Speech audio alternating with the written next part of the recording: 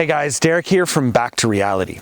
And today I'd like to provide a really quick follow-up to our most recent video, where we explored the claimed edibility of quackgrass and tried out some rhizome tea. But since I'm hoping to keep this one fairly short, I'll be skipping my usual recap, and instead I encourage you to check out that original video first. So as always, I've placed a link in the description. But assuming you're already caught up, let's get started. First of all, I'd like to mention some clarifications that a couple of you pointed out in the comments. For example, the word tea has a very specific definition, and unfortunately it does not include the use of grass. You see, despite being one of the most widely consumed beverages in the world, when it comes to ingredients, tea is surprisingly exclusive. This is a tea plant, an evergreen flowering shrub native to East Asia, and all true teas are produced using it and it alone. So for example, if you've enjoyed a green tea, black tea, oolong tea, or white tea, they would have all been prepared using this plant. Whereas most other teas we're used to, like chamomile, lemon, ginger, rosehip, mint, etc., are technically not teas at all, despite usually being referred to as such. So to distinguish, any infusion that is not made from the tea plant is usually called an herbal tea or a tisane. In any case, though not a huge deal, this was technically a mistake, and I therefore appreciate the correction. Next, there were also a couple of points about cellulose. For example, when discussing the indigestibility of cellulose, I said that it was it that made woody plants so woody. However, a couple of you rightly pointed out that that statement was a bit of an oversimplification, because, as I mentioned, cellulose is a type of fiber that makes up the bulk of a plant's cellular walls. However, another important part of plants is lignin, an organic compound that acts as a binding agent for the cellulose, adding strength and stiffness. One analogy that I've seen online compares a woody plant to a reinforced concrete wall, where the lignin is like the concrete and the cellulose is like the steel rebar. So my point about cellulose is still the same, but including lignin definitely makes for a more complete picture.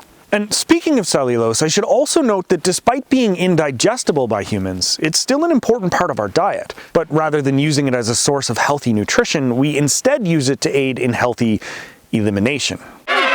You see, cellulose is an insoluble fiber, meaning that it doesn't bind with water or change form in any way while passing through your digestive system. So you can think of it almost like a pipe cleaner that helps keep things moving and also brushes away waste from the sides of your digestive tract. This helps prevent constipation, but also improves overall colon health as well. And finally, let's talk about those rhizomes and how we prepared them as an herbal tea. For starters, since I was only making a single cup, it felt like a bit of a waste of time and energy to dehydrate them first. So I put the question to you guys: is dehydrating a necessary step when you're not planning to store them? And from your responses, I'd say the general consensus seems to be that fresh rhizomes would work just as well. However, the dehydrating process likely helps to break down some of the plant matter, which may in turn allow it to release more nutrients. But some of you suggested that simply crushing the fresh rhizomes before steeping would likely do the same thing, so we're probably good to go either way. But the most frequent suggestion I saw in your comments was that we should try roasting the dried rhizomes to caramelize some of the sugars and improve the overall flavor profile. And that really intrigued me, because that's exactly what's done with coffee beans, tea leaves, and many other infusions as well. I'm not sure what effect the roasting might have on the nutrients and claimed medicinal qualities, but an improvement in taste might still outweigh those other benefits anyway, because what good is a healthy drink that you never choose to consume? So maybe roasting could upgrade our rhizome herbal tea from just okay to a daily drinker. Let's find out. Luckily, since we did dehydrate our rhizomes, we still had some left to experiment with. So we spread out the pieces in a dry frying pan and toasted them over low heat. Now, having never done this before, I wasn't sure exactly how long to toast them, but I figured the goal would be to give them a bit of color but avoid burning. So I made sure to stir them frequently and didn't leave them unattended. And in my case, it took about 5 minutes. Alternatively, I assume this would have also worked on a cookie sheet in the oven, but given the small amount of rhizomes and the need for stirring, we decided that a pan on the stove was probably a safer bet. But either way, once roasted, the rest of the process was pretty much the same as before. However, instead of just crumbling the rhizomes by hand, this time we decided to grind them up a bit using a mortar and pestle. A few of you suggested that this might allow for more of the nutrients and flavor to be released, and since it only took a few extra seconds, we figured, why not? However, unlike with the whole rhizome pieces that were easily avoided while drinking, we figured the ground up versions might make things a bit more difficult.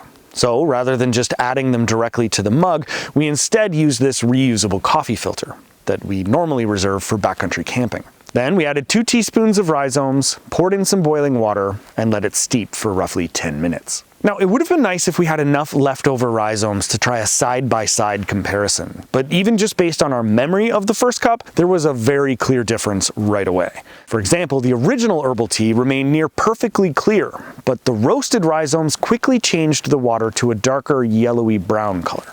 And the scent was more nutty, with a hint of toasted bread. Then, once the steeping was complete, the flavor was much improved as well.